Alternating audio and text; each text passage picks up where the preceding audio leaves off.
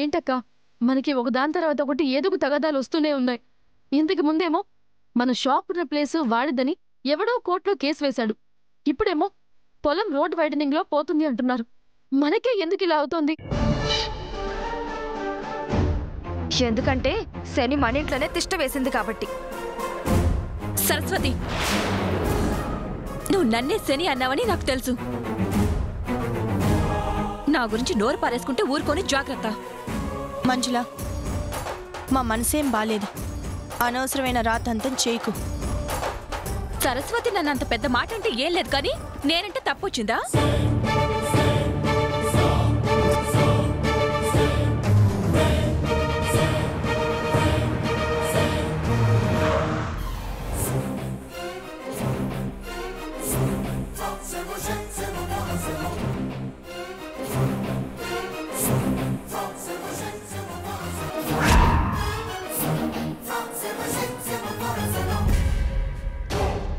ఏమైందండి? Problem clear అయినట్టేనా? లేదు సీత,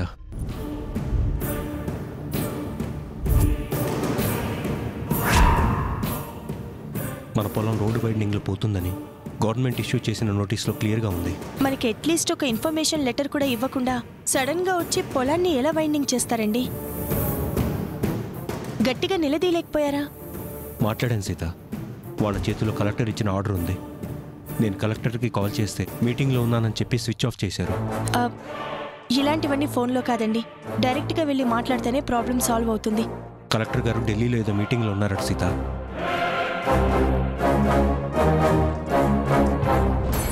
బావగారు, మనం ఈ విషయాన్ని అంత తేలిగ్గా తీసుకోకూడదు. మన పొలం మనకి దక్కేంత వరకు మనం ఫైట్ చేయాలి.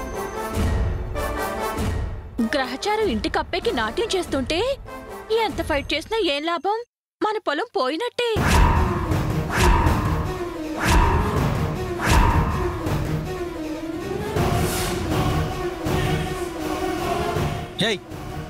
నోటి వెంట మంచి మాటలే రావా నీకు? అబ్బో, నేను మాటంటే అంత కోపం వచ్చేస్తుందా? అంతేలేండి, అనే మాటే తెలుస్తుంది, కానీ అడుగు పెడితే వచ్చే అరిష్టం ఎవరికి కనపడదుగా.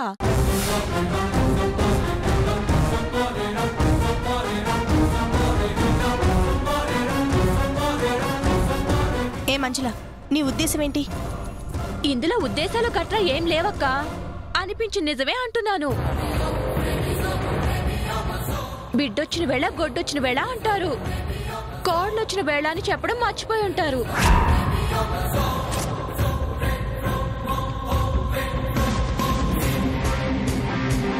మీరలా నాని పెళ్లి ముహూర్తం పెట్టించారో లేదో, ఇలా పొలం పోయింది, ఇక పెళ్ళైతే ఇంకేం పోతాయో. బుద్ధి లేకుండా మాట్లాడుకు మంజుల. మనకి జరిగే నష్టాన్ని ఇంట్లో కాలు పెట్టబోయే కోడలికి ఆపాదించడం మూర్ఖత్వం.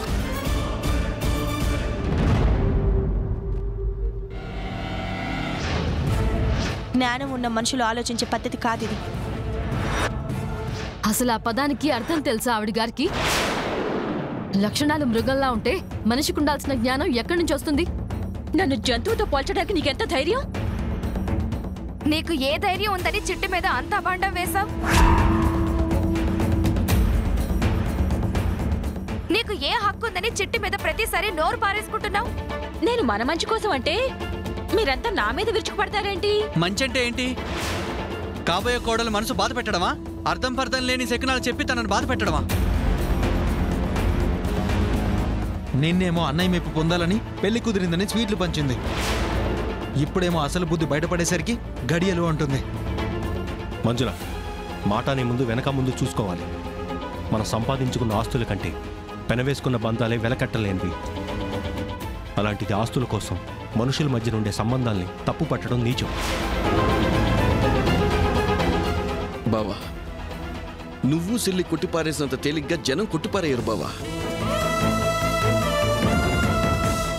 ఈ మంజులన్నట్టు పెళ్ళేనక ఏదైనా పెద్ద కళ్ళత్ అయిందంటే ప్రతి ఓడు నా సిట్టిని ఏలిటి చూపిస్తాడు బావా. ఈ నిశ్చార్థం కాడనే ఈ లగ్గం ఆపేద్దాం బావా.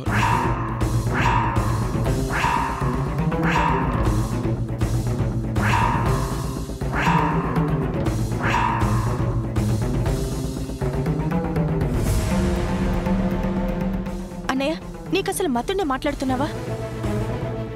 ఎవరో ఏవో మాటలన్నారని పెళ్లిని క్యాన్సిల్ చేస్తావా? ప్రేమించుకున్న వాళ్ళిద్దరు జీవితాంతం కుమిలిపోయేలా చేస్తావా?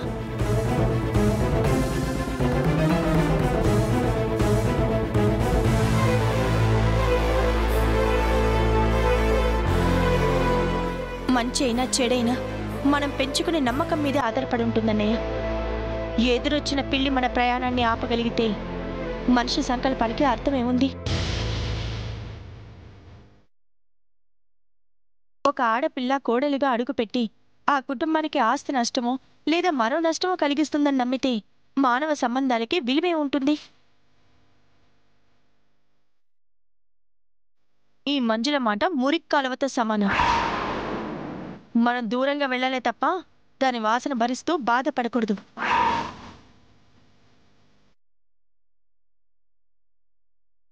చిట్టి చిట్టి,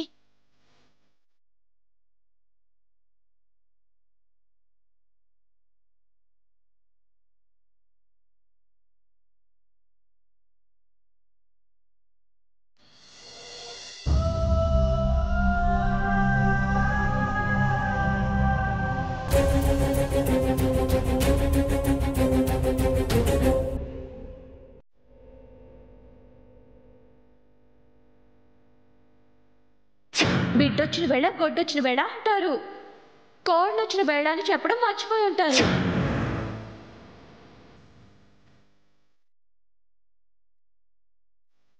మీరెలా నాని పెళ్లి ముహూర్తం పెట్టించారో లేదో ఎలా పొలం పోయింది.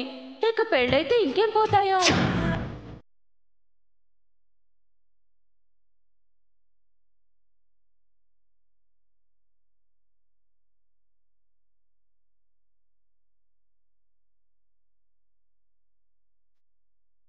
చిట్టి,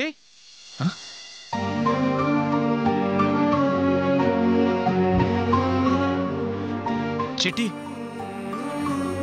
చిట్టి,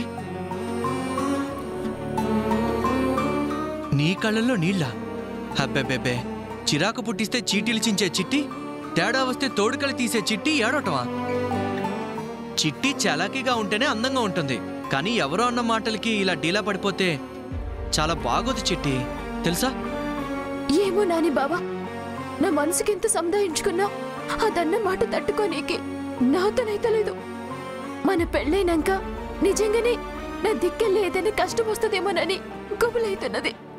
చిట్టి, పిచ్చిదానిలా మాట్లాడుకు. దాని సంగతి తెలిసి కూడా నువ్వు ఇలా ఫీల్ అయితే ఎలా చెప్పు?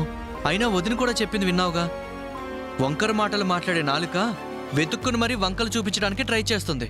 అది పట్టించుకుంటే మనం ఒక్కడికి కూడా ముందుకు వెళ్ళేం చిట్టి. అయినా నీకు నేను అన్నయ్య వదిన ముఖ్యమా, అదెవరు అన్న మాటలు ముఖ్యమా?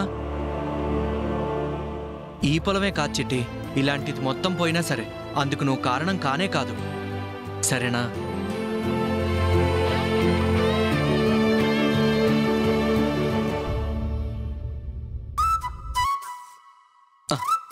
ఒసే రౌడీదానా, మొహం మాడిస్తే అదేంటి అంత అసహ్యంగా ఉన్నావు? నీకు దండం పెడతానే, పెళ్ళయ్యకు మాత్రం ఇలా మొహం పెట్టకు, చూడలేక చచ్చిపోవాలి. ఏయ్, అరే అరే చిట్టి వద్దు, అరే వద్దు,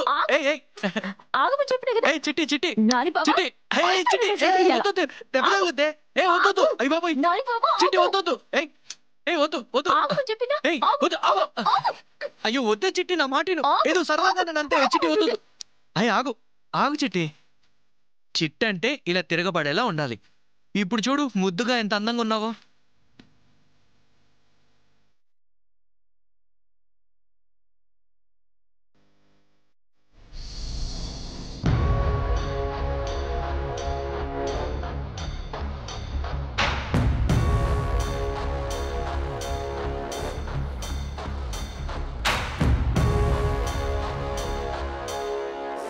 మన ఫ్యామిలీకి మరీ ఇంత బ్యాడ్ టైం నడుస్తుంది ఏంటి దాక్షాయిని?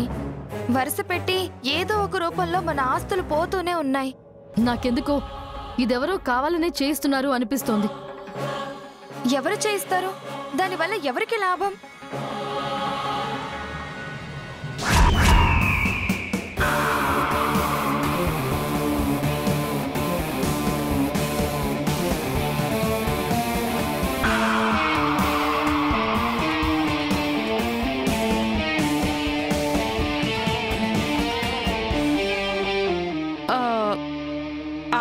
పోతున్నాయని బాధపడుతున్నారా సిస్టర్?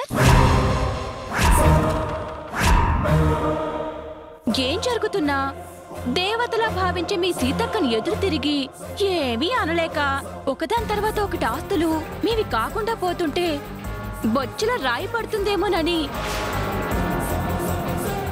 మీ భవిష్యత్తు మింగుడు పడక సతమతమవుతున్నారా?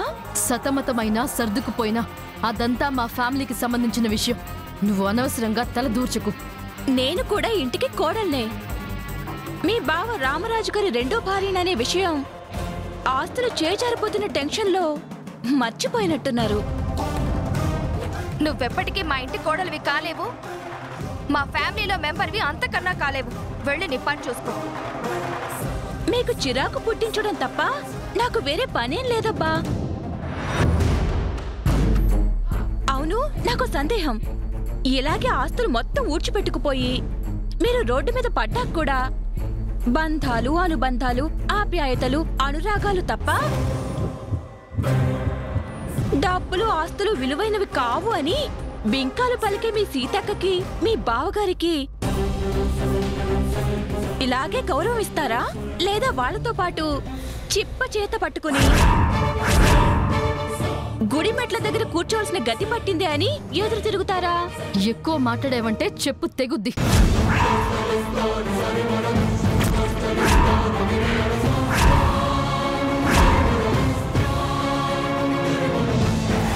అది పీకుతాను, ఇది పీకుతానని మాటలే తప్ప మీకు పౌరుషం చేతలో ఎక్కడెచ్చొచ్చింది? మీ చేవలేని చేతగనితనం నాకు తెలియందా? నిజంగా రోషమున్న వాళ్లే అయితే గొప్పలకి పోయి ఇలా చేతులు ముడుచుకుని కూర్చోరు. ఎంత కాదనుకున్నా బ్రతకడానికి కావాల్సింది ఆస్తులే కాబట్టి ఎదురు తిరిగి మీ వాటాలు మీకు పంచమని అడిగేవారు. సిగ్గుంటే కదా. మంజులా,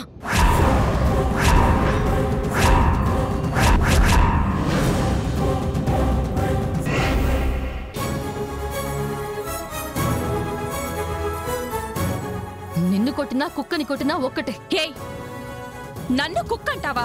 ఇంకొక్క నిమిషం నా కళ్ళ ముందు ఉన్నావంటే నీ కాళ్ళు ఎరక్కొడతాను. వెళ్ళిక్కడి నుంచి. మీ అంతు చూస్తాను. చూసావులే, వెళ్ళు వెళ్ళు.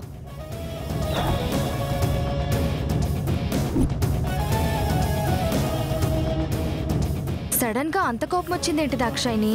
లేకపోతే ఏంటి సరస్వతి, ఎంత దారుణంగా మాట్లాడుతుందో విన్నావుగా.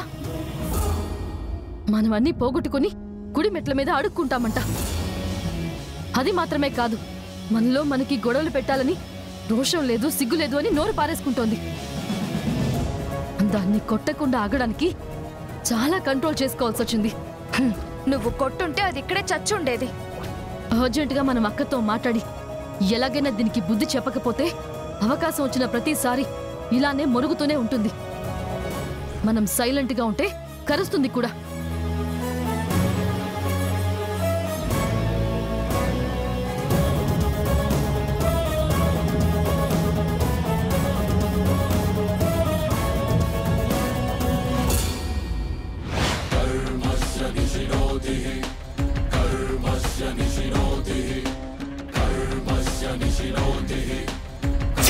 ఇంతకు ముందేమో మన షాప్ ఉన్న ప్లేస్ వాడిదని ఎవడో కోర్టులో కేసు వేశాడు. ఇప్పుడేమో పొలం రోడ్ వైడనింగ్ లో పోతుంది అంటున్నారు. మనకే ఎందుకు ఇలా అవుతుంది? ఈ నిశ్చార్థం కాడనే ఈ లగ్గం ఆపేద్దాం బావా.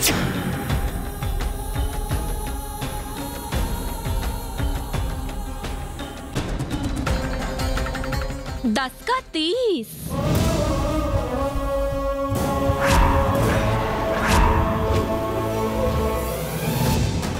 కోయితర డ్రామా ఆడి దస్కా తీస్ అన్న ఆశ నాకు పెట్టి మీ చెల్లెళ్లతో కలిసి నువ్వు నన్ను ఆడుకున్నావు. నీ కాన్సెప్ట్ దస్కా తీస్ని నేను వాడుకుని నాకు జరిగిన అవమానానికి నీకు రిటార్ట్ ఇచ్చాను.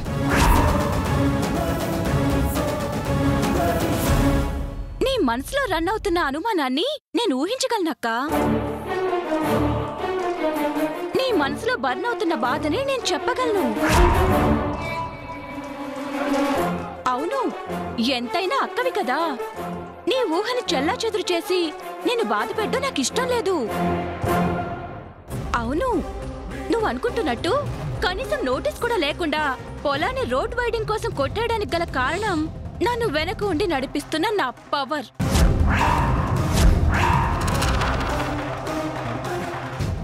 ఎలా ఉందక్క రిటర్న్ గిఫ్ట్? నేనేదైనా సరే చెప్పింది మాత్రమే చేస్తాను, చేసేది మాత్రమే చెప్తాను. ఆ రియాక్షన్ ఇంత ఫాస్ట్ గా ఉంటుందని మాత్రం నువ్వు గెస్ చేయలేదు కదా. నేను ఎదురుగా ఉంటే మాత్రం మొహం పక్కకి తిప్పుకోగలవేమో కానీ నా నుంచి ఒకదాని తర్వాత ఒకటి ఎదురయ్యే షాకుల నుంచి మాత్రం తప్పించుకోలేవక్క. మనలో మనకి ఎందుకు వచ్చిన గొడవ చెప్పు? ఆయనతో కలిసి కాపురం చేసుకోవాల్సిన వాళ్ళం. ఈ ఇంటికి పెద్ద కోడలుగా నువ్వంటే గౌరవం ఉంది, అందుకే చెప్తున్నాను మనిద్దరం కలిసిపోయి అందరినీ సంతోషంగా ఉంచుదాం. ఈ డీల్కి నువ్వు అంగీకరిస్తే ఇప్పుడు పోయిన పొలంతోనే ఈ కుటుంబానికి జరిగే నష్టం ఆగిపోతుంది. కాదంటే భవిష్యత్తులో భారీ నష్టాలు అన్ని విధాలుగా ఎదుర్కోవాల్సి వస్తుంది. సో ఇక నుంచి మనం ఫ్రెండ్స్.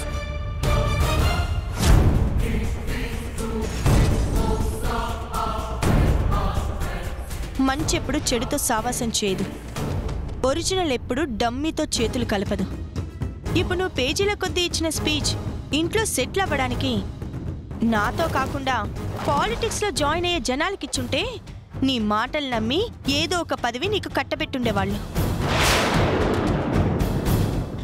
నువ్వు నా దగ్గర తాటకు చప్పుళ్ళు చేస్తే కట్టుబట్టలతో ఎలా వచ్చావో అలాగే బయటికి పోతావు, జాగ్రత్త. నీ హెచ్చరికలు మాటలతోనే పోతున్నాయక్క, నా హెచ్చరికలు చేసి చూపిస్తున్నాయి. ఎవరు జాగ్రత్తగా ఉండాలో నువ్వే తెలుసుకుంటే మంచిది. ఏయ్, ఎవరో ఆడిస్తే ఆట బొమ్మవి నువ్వు. నీకు కీ ఇస్తుంది ఆ కిలాడితోనే నా ఆట.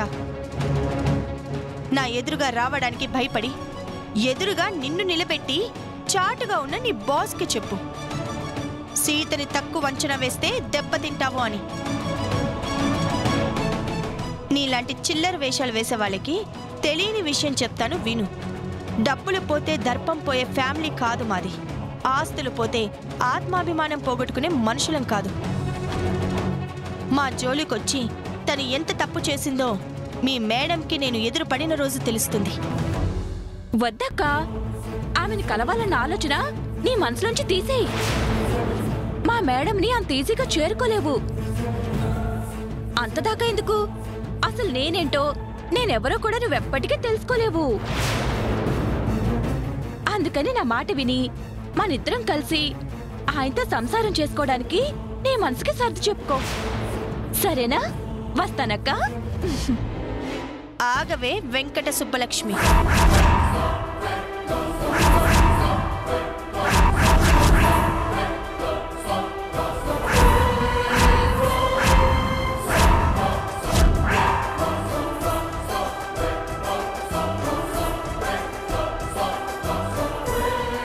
ఏంటి అలా బిగుసుకుపోయావు?